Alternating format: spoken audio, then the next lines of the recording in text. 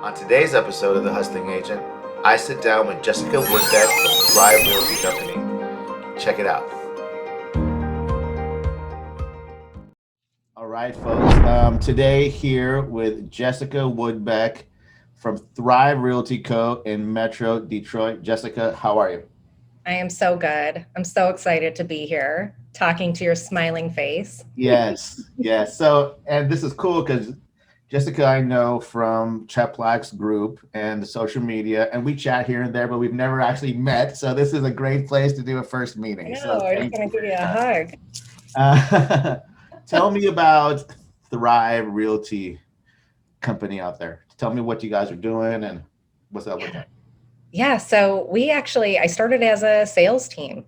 And as we grew and our culture grew, we became the resource for the big box brokerage we were a part of. Went independent during the global pandemic to really be able to pivot quickly and protect salaries and reduce fees so that everyone was in their best shape possible to survive and then thrive. Um, and so Thrive Realty is really all about we're all about culture. We're all about being as small. We're not going to ever be a large brokerage. We'll probably cap out about 50 agents, and we want everyone to have a higher per person productivity to fund a big life.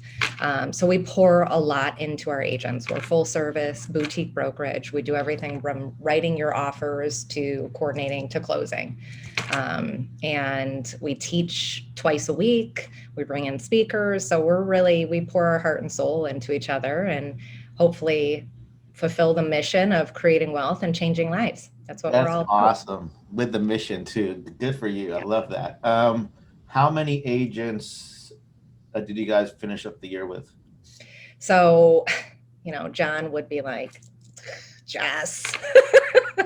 He was on me to continue to grow throughout the whole year, and I was on him about per person productivity. So we went through the entire year with I think it was with my husband who reduced his sales this year considerably, 8 agents, and we ended the fourth quarter with 20. Good.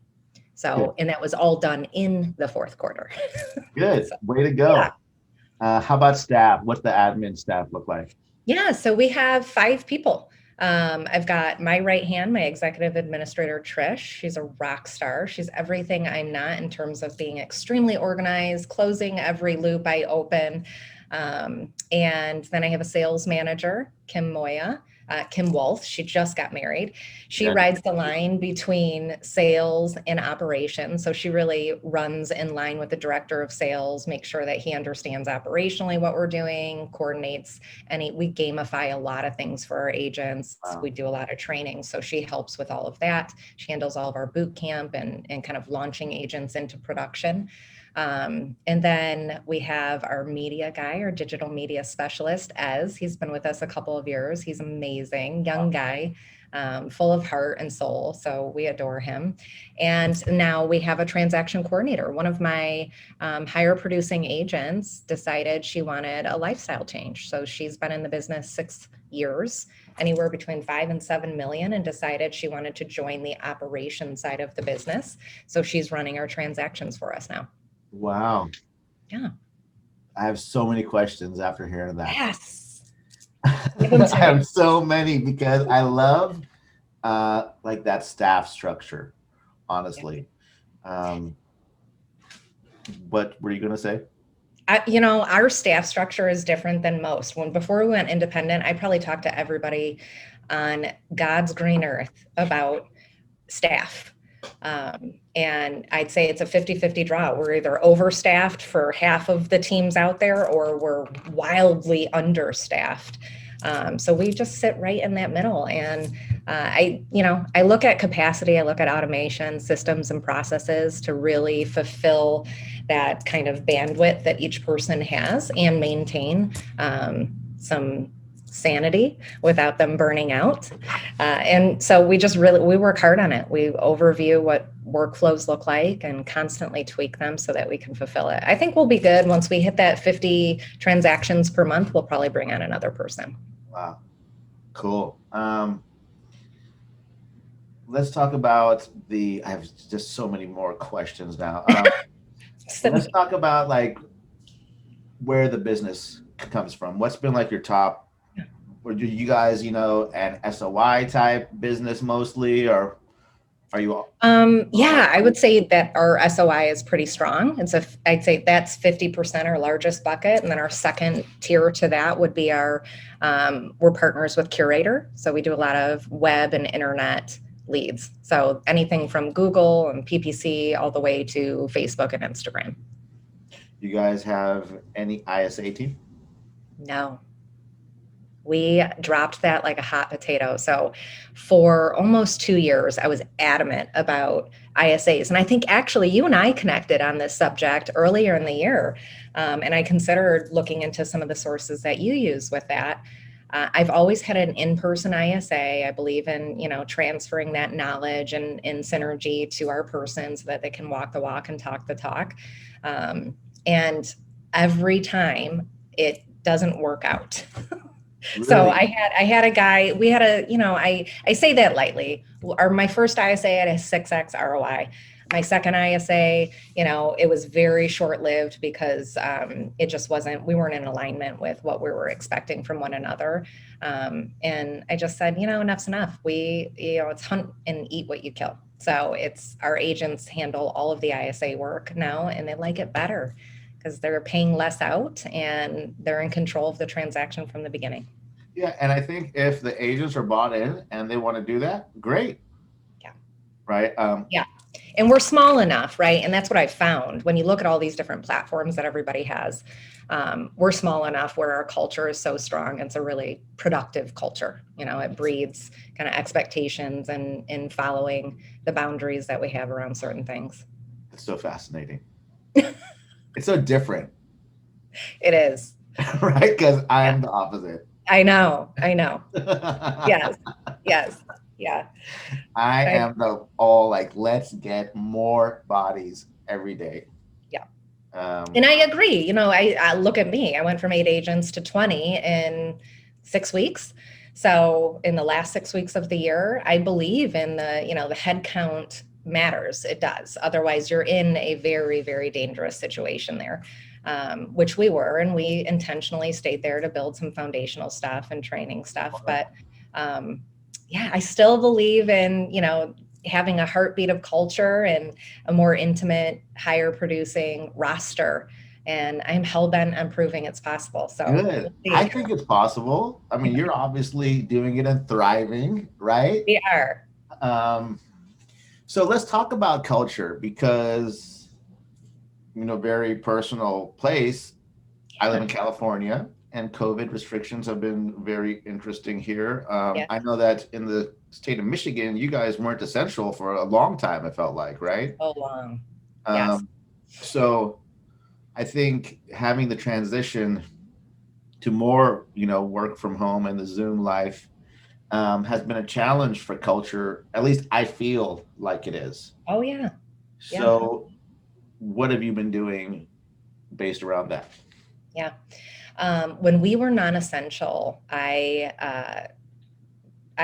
just decided to completely go all in before our state did. We saw it coming. It was happening in California.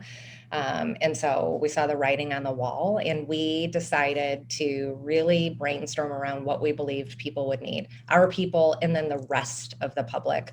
And we believed it was engagement and clarity. And so we increased our structure by 150%. We required people to Zoom in morning and night. We called it juice up and squeeze. And they loved it. And it was to the point where, we were released back out into the wild and our folks were so conditioned around this structure and so productive with it that they wanted it to continue. Since then, we've decreased that. But we've got structure that's not stifling. So we don't leave you to your own devices. We definitely have staples throughout the week that we expect you to Zoom into. We have training. Our sales manager is a huge piece to that. She's reaching out to people all the time. We have our staff has been conditioned to reach out to our entire roster once a week so that they know we're personally invested in what they're doing, how they are, what's going on. And our culture really is, it's unique. It really, and I mean that, I don't mean to sound like fluffy and magical and unicorns over here, like kumbaya, but it really is, I haven't talked to a lot of people that have agents that are rewriting their campaign plans and agents that are, putting together some sort of competition towards the end of the year to keep everyone focused. And that's the kind of group we have. We have agents that pop up and say, we run quarterly competitions. So we've split everybody up into groups, our whole team, everybody, our whole entire brokerage is included in this. And we choose 2 agents that are now captains. It was a football theme this last year. It'll be baseball this year. And then you draft. You choose your players, and those are your sales agents. And then we put we put cheerleaders in there. You put your commentary. We go all in on this thing. It's like a mini football field, behind the scenes. And what happened is that it caused folks in their leadership lids to raise and rise and rise. They were doing their own Zoom. They were essentially mimicking what we've done for them as leaders, which we wanted. We want people's we want their understanding of business and what it takes to lead people and be connected to people. We want that level to be understood so that when it comes time for them to do those things and engage with us, they have a whole different respect for it. So that is fascinating. That you caused the leaders' lids to rise up. Did you just say that? Yes. Wow. Yes. Yeah. Well, it causes them to lead, right? They're responsible for getting their group together. They're competing against the other side. They're sharing tactics that are working. They choose their team names. There's a lot of fun and jabbing that goes along with it, but it's all done in good jest. And we found productivity, was increased during those periods of time because, their voices peer to peer are much stronger than ours continuously, right? Just like Chep tells us, our voices get stale in the locker room. So it's been an awesome year for that, to see our culture just continue to grow deep. So today's January 7th, 2021. Is your guys' office open? Out of curiosity? We're limited still here. So we're essential. We can get out there and sell and do open houses, but we are not able to gather in groups. So our group is too large to gather together. So only a few people go into the office right now. It's super limited. Most people are remote, like you and I right now, doing exactly this. We're still meeting with clients. We're still showing homes. A lot of our consultations have moved to remote and stayed there. Most people, the consumer's not meeting in person or wanting to meet at the office anymore. They're choosing the virtual consultation instead. So, that makes it more convenient. I mean, you can definitely put out more virtual consultations than you can meeting people at coffee shops all over town. Yeah, great. I have a question. How long have you been in real estate for? So 2009, I got licensed as an agent. Before that, I was actually in mortgages and property management. Okay. And it was part-time, super part-time. So that's why going full-time into real estate actually didn't happen until 2013. Interesting. Yeah. I got full-time real estate in 2012, so around the same time. You did? Okay. And how big are you guys now, Suneet? Pretty damn big. I mean, your numbers are huge, so you've got to have some major heads in there. Yeah, and that's what I say. I say, I'm selling 1,000 homes this year, even if I have to have 1,000 agents. Like I'm just doing it, right? Like I'm doing it. Oh my goodness! And then, do you have space for all of this? Sorry, I'm yeah.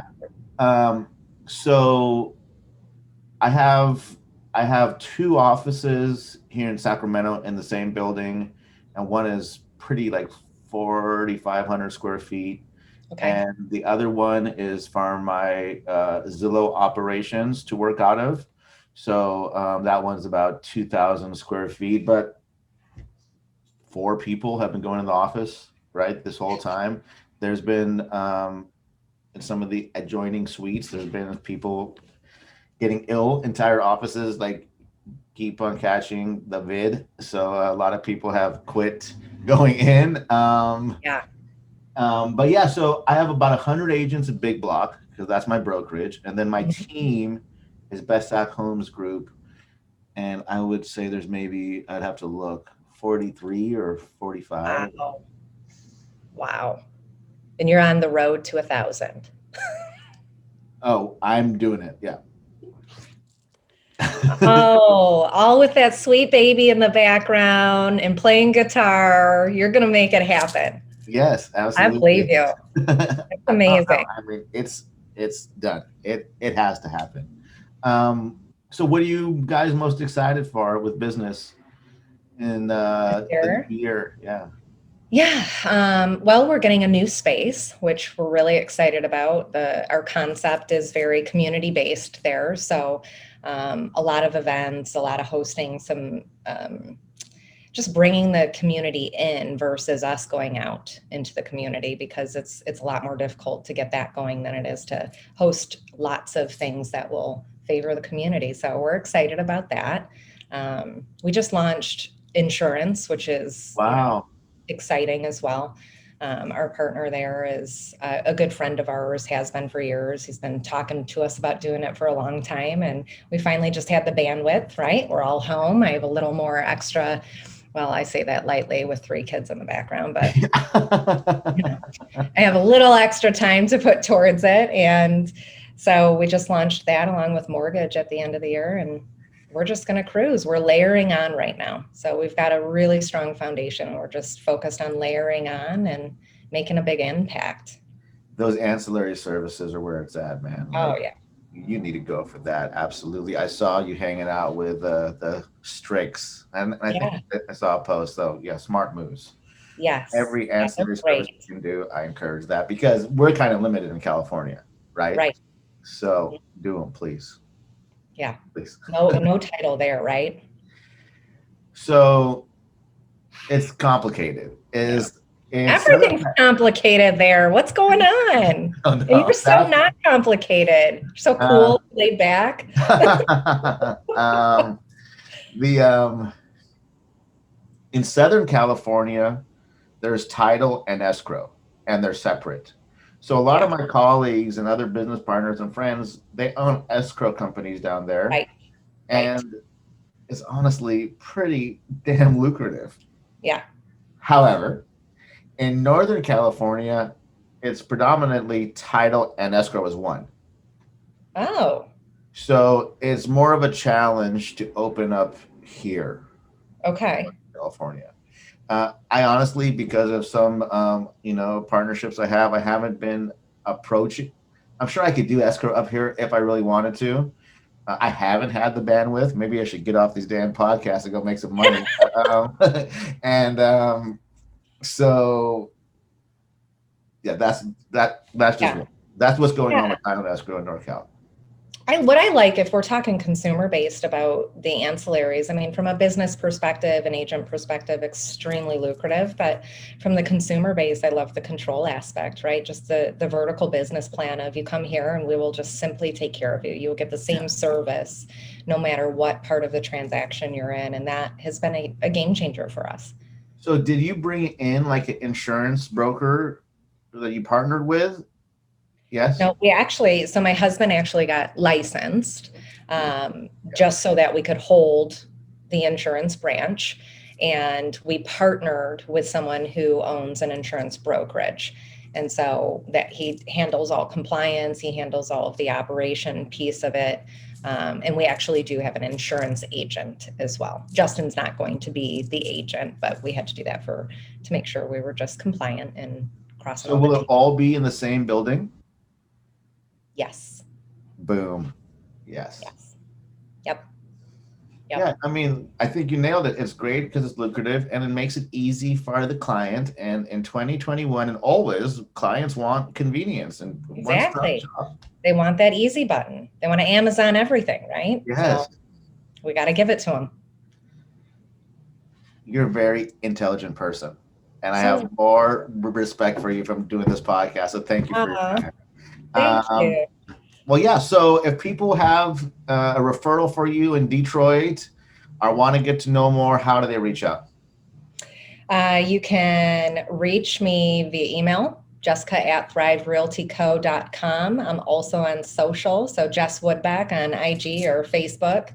I am, of course, on Clubhouse. Oh my God. We didn't even get to talk about that, Suneet. You're all over that thing. I am not all over it. You are. I see you popping up in my notifications. Oh, God, it's so annoying. So let's talk about it. Let's do that. Because that first day, it was fun and valuable. And like one of my business partners and best friends, Kevin Markarian and Sam Karami and Tristan Ahumada, they've all been on there nonstop. So I was like, I'll go. Kevin's like, come on. Yeah. So I'll go, and I get on there and I get annoyed. Immediately. Same. Okay, good. So you see me pop in because I see like 5 of my friends, which I'm sure, which is what you're doing too. And I'm like, oh, this could be good. Oh, this is terrible. I'm like, who's going to let this one keep going? Is anyone going to jump in? Should we tuck them in or whatever it's called? I don't know what it is, but give me that button. So I can't deal. And I've tried. I know. I do too. Every day I try a little bit more, a little couple extra minutes here and there. But it is a lot. It's a lot. And I can see where some people might prefer that platform because it's very podcast based, very audio. You don't have to do pictures and long copy, and you can access people that you wouldn't normally have access to live, which is obviously the piece that's exciting. But if you want to reach me, let's stick to Facebook and Instagram this year. Okay. Let's just stay there for a minute. Yes. Good. Before we sign off, I want to hear what you are focused on this year. Obviously, growing and offering your opportunity to more agents. So I think, thank you for the question. It's a multifaceted business, and I maybe work too much, right? And try and do maybe too much. I don't know. But I've been running the team by myself. There's been no management on the team. What? I have one of my Zillow offers managers and acquisitions who's also very busy with that department and management. I have him like helping with bringing agents on because we're bringing agents on every day. Wow. So it's been pretty much me and him and a couple other guys helping here and there. Okay. Right.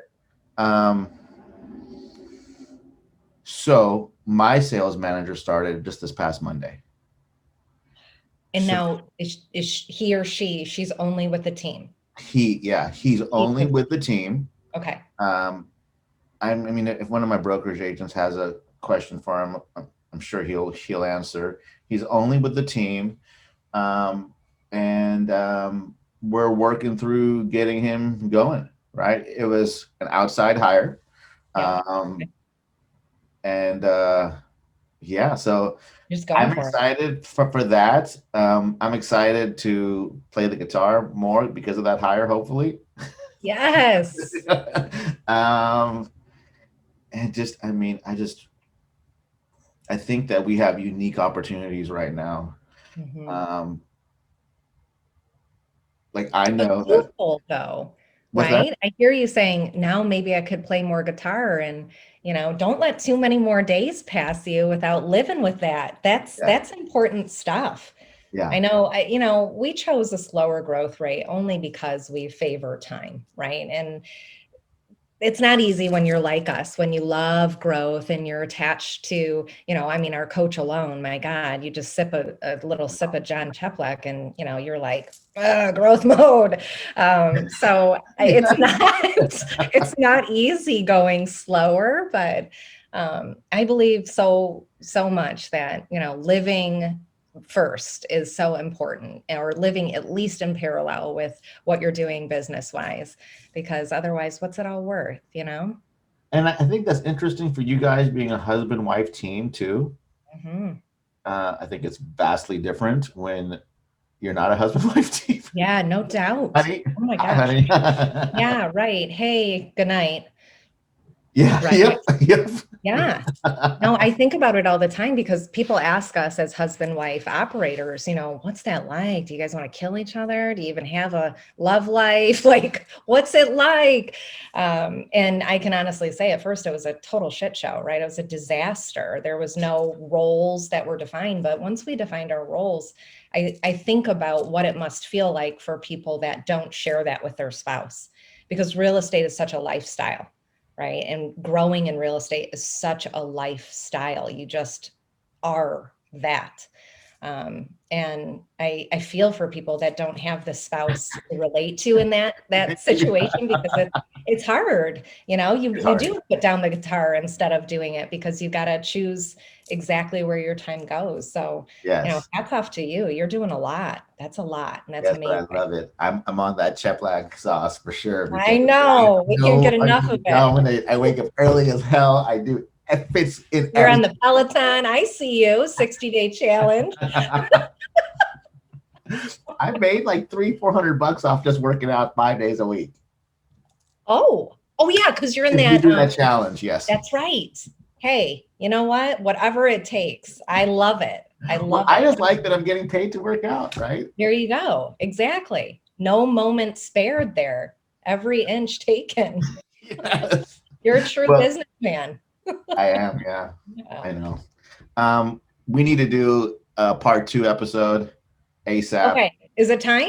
It's time. I have a Oh, meeting with some bank, which is I feel like I'm about to get asked for a bunch of money right now. uh-oh. Well, I might be asking you too. You got a lot going on. Well, thank you for having me. I really appreciate it. This was fun. Thank you, Jessica. I'll see you soon. I really hope you got something out of today's episode. If you did, give us a like or follow and share this with a friend. We'll see you next time on The Hustling Agent.